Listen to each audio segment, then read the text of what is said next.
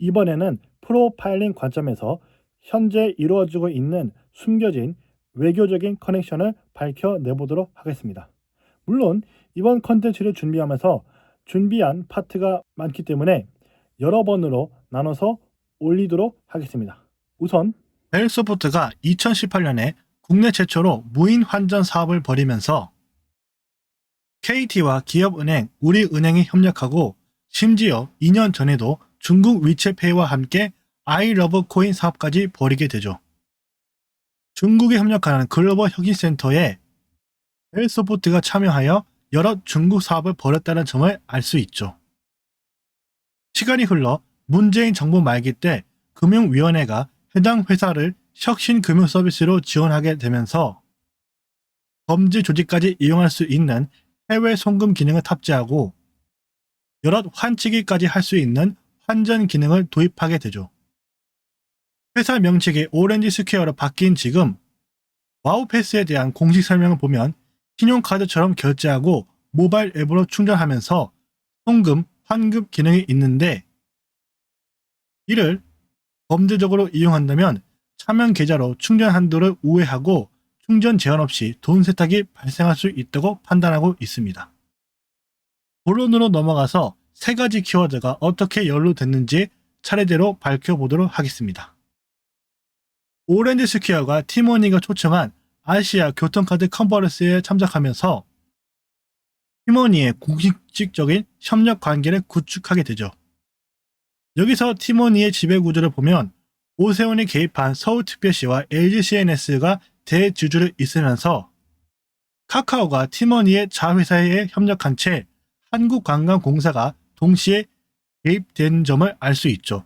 특히 에이텍 모빌리티는 윤석열 정부의 관료가 공적 지원한 회사인데 어쩌면 큰 그림에선 윤석열 정부가 중국인 무비자 환승 입국을 허용하고 해상목이 무비자 입국으로 계승하자 오렌지 스퀘어가 해외 관광객에게 조세 환급을 하는 글로벌 텍스프리에 협력하게 되죠.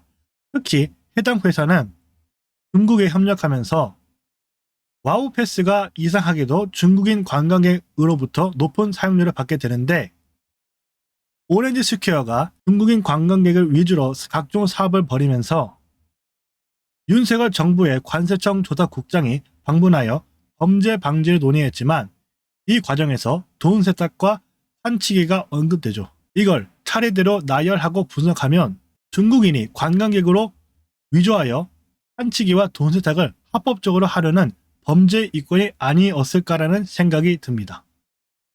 특히 해외에서도 중국인이 밀수밀매 범죄를 이런 식으로 강행하고 있죠. 이를 더해 중국발 환투기 공격이 다단계로 이뤄지며 서양 자본과 국내 투기 세력이 동조할 수 있는 위험한 상황으로 가는 와중에 윤석열 정부의 여러 관료가 어떻게든 오렌지 스퀘어를 키우려고 했었죠. 또한 호텔업 협회가 와우패스를 모든 호텔에 범죄 조직까지 사용할 수 있게끔 특혜까지 주게 되죠. 외교와 국정의 농단을 벌인 김건희 여사의 오세훈이 가까웠다는 얘기가 있습니다. 그리하여 오세훈은 다양한 이권과 외교 활동으로 대선 주자까지 포섭할 정도로 자신의 세력을 키우고 있죠. 물론 유정복에 동참했다가 법적 수사를 받게 되지만 오세훈이 운영하는 서울시가 개입한 티모니의 노조와 재단이 복지 명분으로 여러 단체를 지원하는 점은 어쩌면 비밀리에 정치적인 자금과 세력을 관리하는 게 아닐까 하는 의구심이 듭니다. 아무튼 이준석과 안철수와 함께 국힘에도 벗어난 세력 연대를 형성하고 있는데 공교롭게도 명태균 사건에 모두 연루되었다는 점이죠. 하지만 윤석열 탄핵 이후에 해당 사건이 왜 묻혀졌는지 의문이 듭니다. 그리고 오세훈과 안철수는 개헌을 추진하는 단체의 토론회에 김부겸과 이낙연과 함께 참석했는데 여기서 김부겸은 다국적 통치 집단 속에 한국도 외세에 맞춰 움직이게 하는 록 브리지의 한국 법인에 참석하면서 이낙연은 문재인과 함께 이념에 벗어나서 첨단 사업의 이권을 구축할 준비를 하려는 것 같습니다. 아무튼 다음 파트로 넘어가서 2014년에 구원파가 회장님의 기념회에 이명박, 오세훈, 박진영은 물론 영국 왕세자를 비롯해 해외 인사들까지 참석했다고 폭로하게 되는데, 우연의 일치로 오세훈의 서울시가 소유한 티머니가 투자한 오렌지 스퀘어에 JYP도 과감한 투자와 협력을 하기로 결정하면서 그 이전에도 5개 금융회사가 100억 규모로 투자하기에 이르죠. 그래서 이런 식으로 굿즈를 만들고 지금까지도 SNS 홍보 활동을 벌이고 있는데, 사실 JYP는 벨소프트와 오렌지 스퀘어처럼 중국에 깊은 사업 이권이 있었습니다. 이를 담보로 오렌지 스퀘어의 이정백 대표가 영미권과 중동 시장까지 자신의 사업을 확장하겠다고 표명한 점엔 해당 지역의 범죄 자금 거래를 은폐하는 이권을 가지려는 의도가 있었던 것 같습니다. 또한 우리나라에도 범죄 자금을 송금하려다가 적발되는 일도 있었죠. 큰 그림에선 이스라엘의 해상 자원을 유럽 쪽에 수송하는 파이프라인 이권이 구축되고 있는데, 이정백이 적대적인 범죄 조직의 자금 거래에 동참하려고 시도했기에 오렌지 스퀘어에 간접적으로 연루된 오세훈이 압수수색을 당한 것 같습니다. 또한 유럽이 아시아에서 최초로 윤색을 파면 이후에 법무부의 수사 협력을 맺은 점엔 우리나라를 경유해 유럽 중동 이권에 개입하려는 범죄 조직을 감시하기 위한 조치가 아닐까 싶네요. 하지만 우연의 일치로 오세훈의 압수수색 당일에 JYP가 해당 아티스트의 계약 종료를 표명하는데, 일본 활동에 대한 지원을 계속하겠다는 결과와 내용이 다른 이상한 해명을 내놓게 되죠. 이러한 비상식적인 일이 벌어진 데에는 꼬리 끊기가 의심되지만, JYP가 투자한 오렌지 스퀘어가 공식적으로 일본에 진출하면서 필요한 인적 자원을 확보하기 위함이 아닐까 싶고, 진출 이전에 양국의 관광수장을 만나 협력 방안을 논의하기도 했죠. 그러면서 한국공사와 함께 일본인 관광객을 위한 이벤트를 마련하기도 했습니다.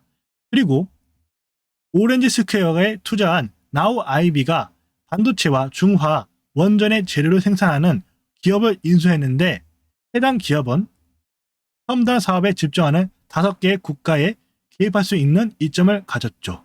또한 네이버와 소프트뱅크의 자회사인 라인프렌즈가 오렌지 스퀘어에 4가지 협력을 맺게 되죠.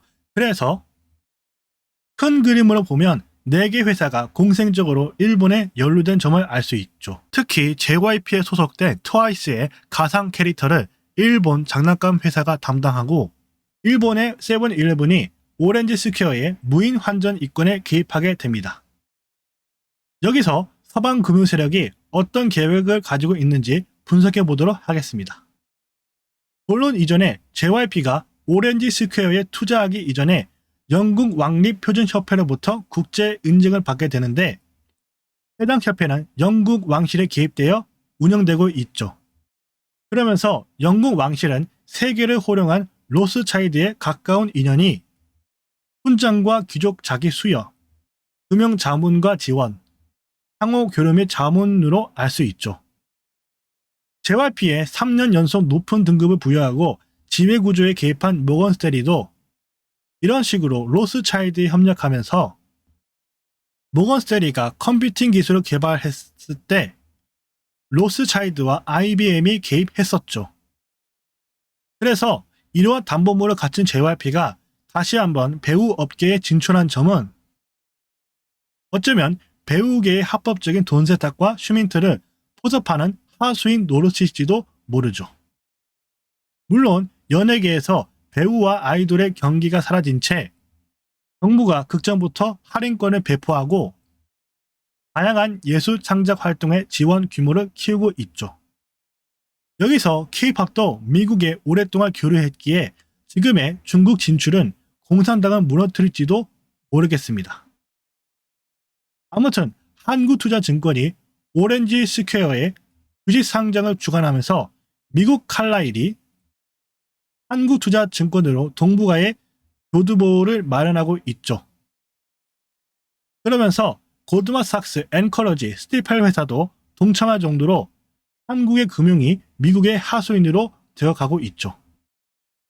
또한 오렌지 스퀘어가 개입한 티머니에 애플페이가 갑자기 지원하면서 전국의 교통카드로 쓰이는 K패스에도 애플페이가 개입할 정도이죠.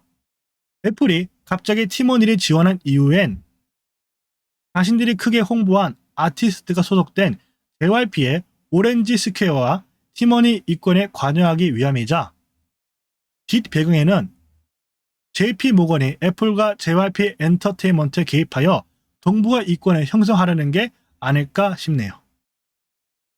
큰 그림에선 카페24가 알리페이까지 도입하여 초국경적인 결제를 구축했고 일본에서 해외 결제를 할 수 있게 선택한 엑신페이는 관광객에게 필요한 기능을 탑재하고 결제의 폭을 넓혔죠. 여기서 알리바바는 서양 자본과 세력이 많이 개입된 다국적 기업의 전형을 나타내고 있습니다. 그리고 일본의 페이페이가 알리바바로 한국에 진출하면서 한국의 카카오페이에 상호 결제 연동을 벌이게 되는데 카카오도 알리바바를 이용하여 중국과 일본의 결제 서비스를 구축한 상황에 일본이 한국의 관광공사를 이용하여 자국민이 환전 업체 없이 쉽게 결제할 수 있도록 개입했는데 알리바바와 미국의 페이팔, 일본 카드 회사가 한국 회사로 서로 연결되고 있죠. 동북아의 핵심 결제 페이 앱은 서방의 금융 세력의 손길에 상호 연동되면서 환차익이 발생될 변수가 나오고 있죠. 그리하여 서울시가 오렌지 스퀘어가 개입된 티머니를 포기할 준비를 하려는 것 같습니다. 큰 그림에선 압박적으로 원화값을 낮추기로 합의하면서 미국이 경고한 국민연금으로 약속을 지켜나가고 있죠. 하지만 오세훈이 3년 전부터 지금의 환율 문제와 서양 자본의 부동산 투자를 미국 의회에 논의한 점을 보면 미국의 동북아 통치를 위한 하수인으로서 이권을 챙기기 위한 준비를 한 게 아닐까 싶습니다. 아무튼 현재의 화폐 절상의 목적은 중국 자본의 탈출을 미국이 가져가고 미국이 거꾸로 중국을 점령하기 위한 다단계 금융 기법이 아닐까 싶습니다. 여기서 우리나라가 외세의 중국 투자를 위한 환율적인 교두보로 작동할 수 있기 때문에 비록 초반에 언급한 오렌지 스퀘어가 이러한 4가지의 위험을 부를 수 있지만 환차익을 이용하여 점령적으로 수익을 내는 기법에 이용될 수 있다고 보고 있습니다. 여태까지 언급한 키워드를 요약하면 이런 식으로 서로 연관이 되어 있다는 점을 알 수 있죠. 마지막으로 티모니가 몽골 쪽에 합작 법인을 세우고 몽골의 유통업까지 진출했는데 문재인도 몽골의 외교적인 사업 협력을 구축하게 되죠. 그러면서 미국과 일본이 한국과 함께 러시아와 중국을 견제할 몽골에 투자하면서 북한과 일본이 비밀리에 협상하고 미국이 조건적으로 지지하는 관계로 이어지고 있습니다. 아무튼 이번 편을 마치면서 다음 편에는 해당 커넥션에 연루된 서양 세력이 과연 어느 세력과 손을 잡고 움직이면서 어느 우연의 일치가 있는지 밝혀내보도록 하겠습니다. 끝까지 시청해주셔서 감사합니다. 여러분의 관심을 기다리도록 하겠습니다.